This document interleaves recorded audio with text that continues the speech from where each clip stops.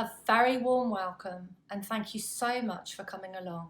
I know your time is extremely valuable, and for the next 29 minutes or so, it's going to be really worthwhile for you because healthy, happy relationships are probably the thing that most of us crave in life.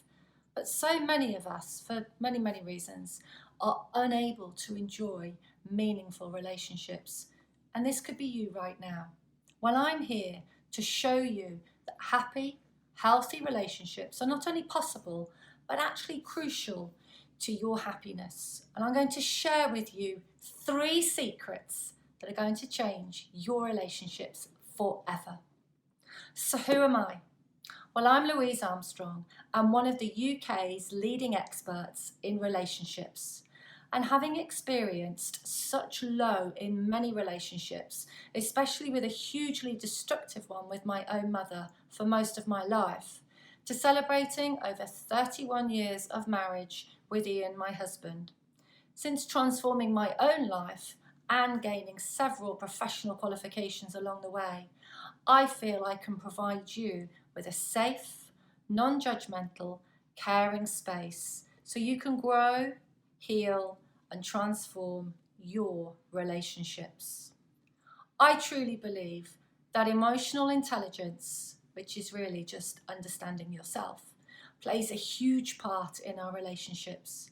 And you've probably tried to change lots of things already, but everything's either remaining the same or probably getting worse. So, just imagine right now having a relationship that makes you feel so good. And you can close your eyes if you like. One where you feel understood, listened to, where you feel that you belong, that you matter, that you feel cared for and loved. One that isn't living in the past anymore. What do you look like? Where are you? Who are you with? How do you feel? What do you see? Just let your mind wander for a moment. There are 2 mentalities in life. You can live a life by reacting to everything and everyone around you. That was me. And being tied by your past behaviours. Or you can be proactive and choose the relationship you want. The one you want with yourself and with others. Which one will you be? So why is emotional intelligence so important in relationships? And what exactly is it? Well, very briefly, in a nutshell, you are not brought up to understand your emotions. You're not taught in school how much emotions work and affect your life, but they actually run over 95% of your behaviours. That's crazy, isn't it? You're taught to listen and learn, which runs around 5% of the show using your conscious mind.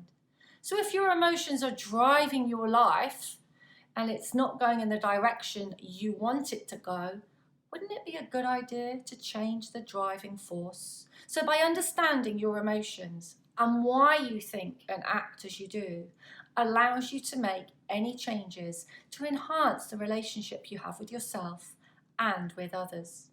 Once you understand what really needs changing, you can show up differently.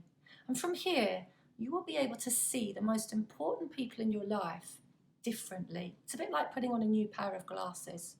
And you're going to be able to come from a much more empathetic stance. You're going to gain increased empowerment from being able to create the feelings that serve you and not run your life on parts, thoughts, behaviours and habits. And this is really important.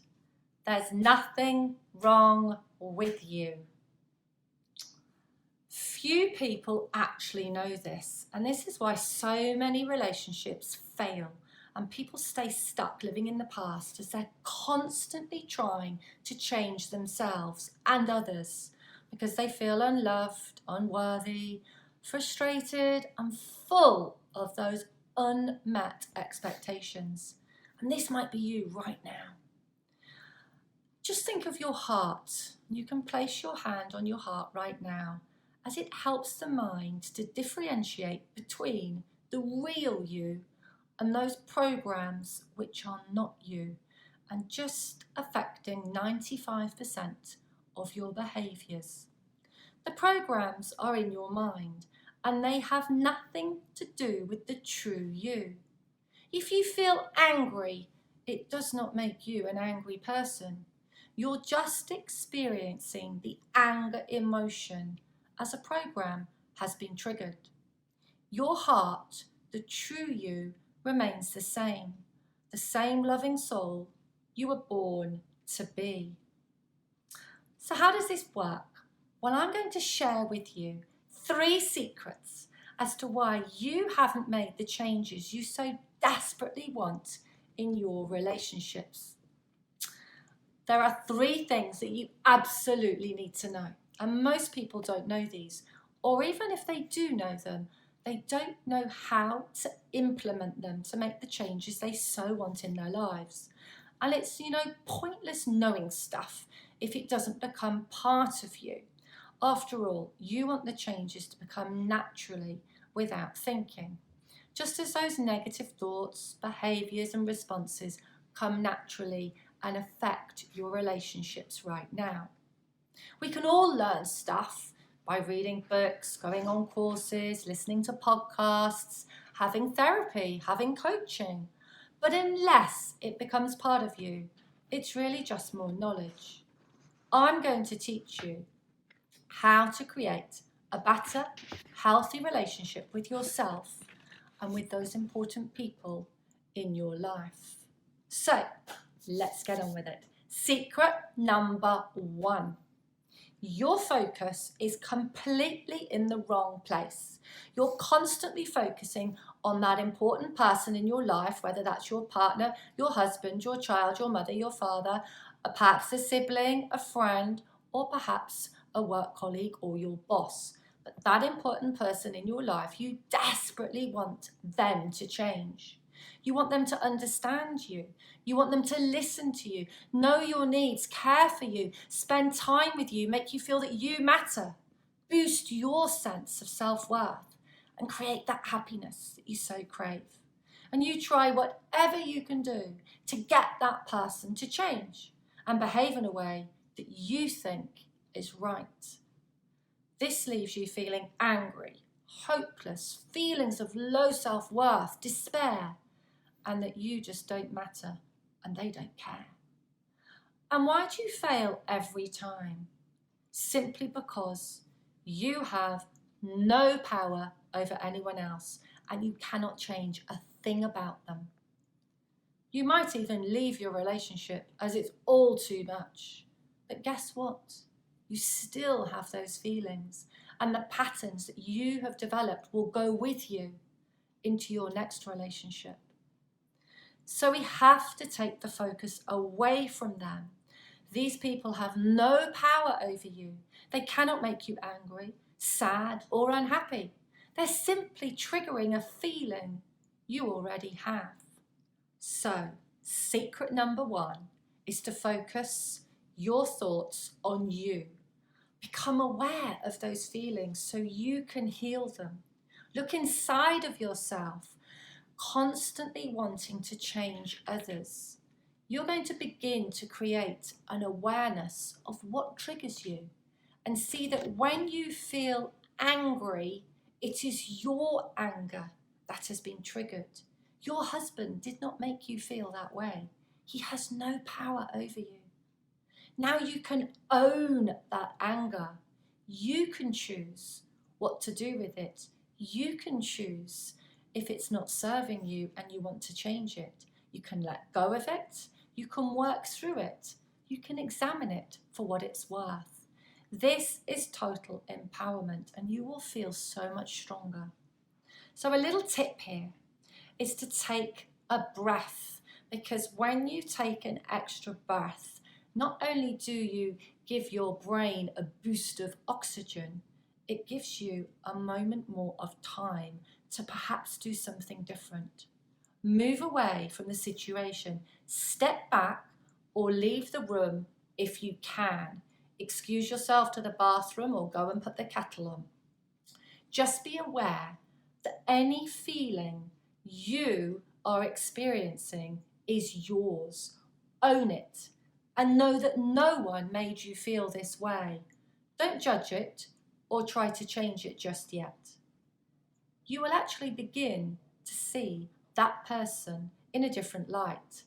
As you take the veil off your own emotions, you can then decide what's best for you to say and do next.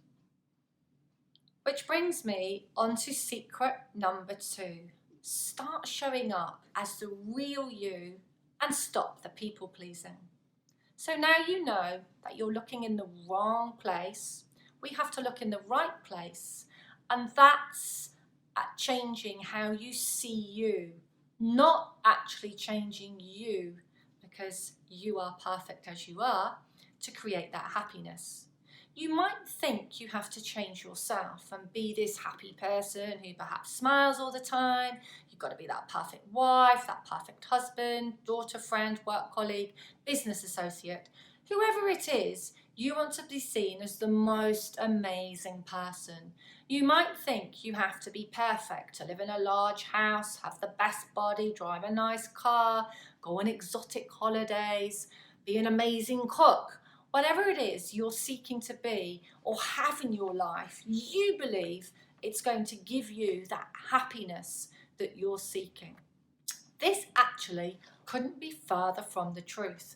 All these things give you a sense of comfort, not the happiness and success that you're seeking. So even if you have some of these lovely things in your life, you perhaps don't feel fulfilled with that happiness. Why? Simply because they are all part of your physical world and your identity. But what you really want comes from deep inside of you. So stop being that person you created in order to gain that attention, that praise, that love, that affection. It's not the real you. And you'll always feel a disconnection with others because you're actually disconnecting with yourself. So we want you to start showing up as the real you and stop the people pleasing because it doesn't work. There's a great saying that the problem is never the problem, and that's so true. No one's ever walked through my office door knowing truly what the cause is of their anxiety, their relationship breakdown, or their addiction or depression. So we all want to get to the root, the real cause of why people please. So here's a few little tips. First one, very, very simply, I want you to think about 2 love tanks. One love tank is created when you're very small and gets filled up with true love because your needs are met. Now, if those needs aren't met, you actually create a different persona so that those needs can be met, and you create a second love tank. And that's what I call the people-pleasing one. So you do things for others in order to feel good, but you're actually filling up the wrong tank, and that tank runs dry. We have an innate, a real primal need to be accepted by others. And this is because many thousands and millions of years ago, when we were cavemen, we had to be part of a tribe, and if we weren't, we would die. That isn't quite the same in 2020. We do not need to be liked and be part of everybody's tribe, but it is an overall emotion that is in all of us. So a child, as they grow up, we create a mask. We often become a different persona, a different person. We behave and act in order to get that love that we really, really crave, that attention. So if your parents didn't like noisy children, you learn to be quiet. But if the real you is bubbly, joking and laughing and making a noise, you're not going to be liked. You're going to be told off all the time. So you're quiet. Do you get the idea? And if you grow up wearing that mask that so many of us do, what you're doing is you're thinking one thing, saying another, and feeling another. And this becomes very grey and very unclear. So What we really want to be able to do is to get a really clear message inside of you what it is you want, what it is you want to say when you're talking about your feelings, or you want somebody to behave in a certain way, or you want something to happen. And this can be very helpful to write it down. So you can go over past memories and learn from those past situations what you'd like to change. Have that message clearly written down. It really helps when we see things on paper. Go over past memories and learn from how you behaved, and write it down as to how you would like to behave, how you'd like to show up, what message you would like to get across to that person. The more you fill yourself up by being in nature, following your passions, meditating, the more this mask is going to come off, and the less you will want to people please. So if we go back to our first two tanks, the more you do things for you, filling up that first love tank that doesn't run out, the less you will fill up that second love tank, which runs dry, because you only feel good for a little while when you do things for others, expecting them to behave in a certain way. So really start doing those things for you, because once you feel better about yourself and you emotionally understand yourself better, and you understand that your parents do love you unconditionally, that wound deep inside of you will begin to heal, and you'll stop looking outside of you in order to feel better. You'll understand that you are as good as anyone else. So a little tip here to release those heavy emotions. Make sure you're in a safe, quiet space and always alone. And there are 3 golden rules. Never hurt yourself, never hurt anyone else, and never hurt anything. These deep, heavy emotions inside of you need to be physically released. So go punch the living daylights out of a pillow. Go and write all those heavy, negative emotions down on paper and then rip them up and feel that relief. Or go and talk them out. Or go and shout them out, but make sure you're alone. Perhaps you're out there walking the dog. Or you can actually breathe them out through your heart, which means you can breathe in that deep, heavy emotion and imagine 2 doors on your heart just opening up, and as they open up, you breathe that emotion out. These are physical releases to let go of those heavy emotions that aren't serving you anymore, so you can show up and be the real you. So here we have our last secret, secret number 3. So now you're not looking outside of yourself anymore, trying to change the people and the situations in your life, and the focus is on changing how you see yourself and how you show up in the world. It's time for secret number 3. And this is how to change your automatic programs that are driving over 95% of your behaviors. Because up until now, my guess is you've been using your conscious mind to make those changes. And it's taken a huge amount of determination, strength, and time to try and make those changes. But they don't work. And now you're left completely exhausted. Because making conscious decisions drives around only 3 to 5% of your behaviors. So if you have a program in the subconscious mind that says you're hopeless, that will always drive you regardless of what your conscious mind says. So now you can see that internal battle. You really, really want to do this, but the driver says, no, do this. Most of our programs are laid down under the age of 7 years of age, and they determine how we think, how we feel, and act. So if we want real change, we've got to rewire this part of our minds. And we can do this in several ways. Some are much quicker than others, but one of the most powerful ways is actually through hypnosis. This is a very effective way of accessing the subconscious mind, so we can either heal old painful wounds or fill ourselves up with positive suggestions as we change the patterns in this part of our minds. So, I invite you to spend much more time getting to know yourself, walking in nature, creating a meditation practice, listening to hypnosis recordings, so you can access that part of your subconscious mind that stores all of these programs. Or perhaps seek out some help with a therapist or a counsellor who can help you with this. You will gain a much better understanding of yourself.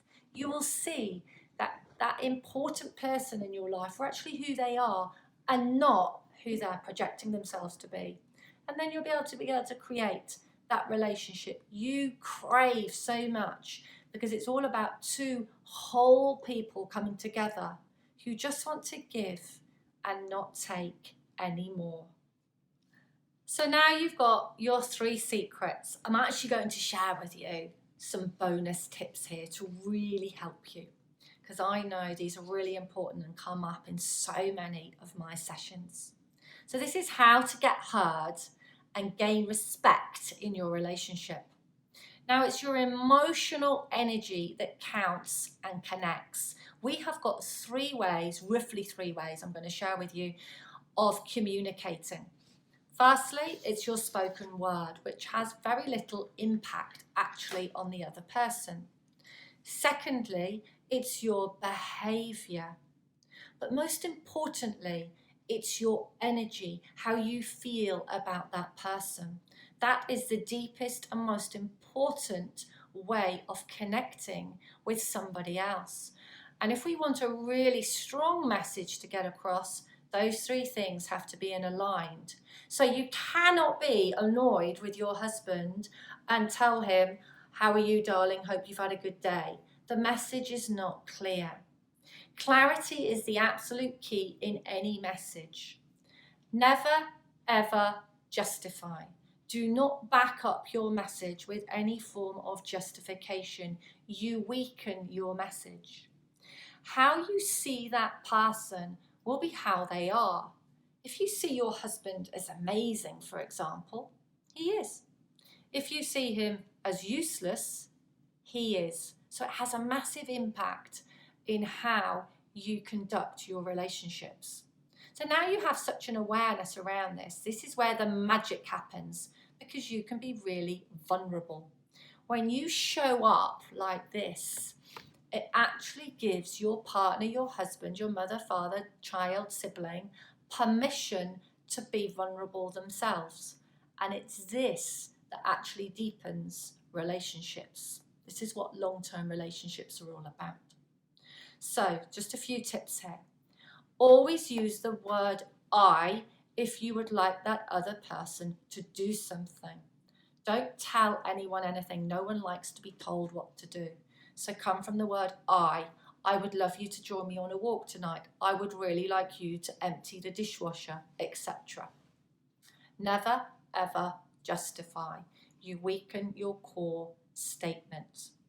And do not give your opinion unless someone asks for it, and never give it in the same statement that with the message that you're trying to get across.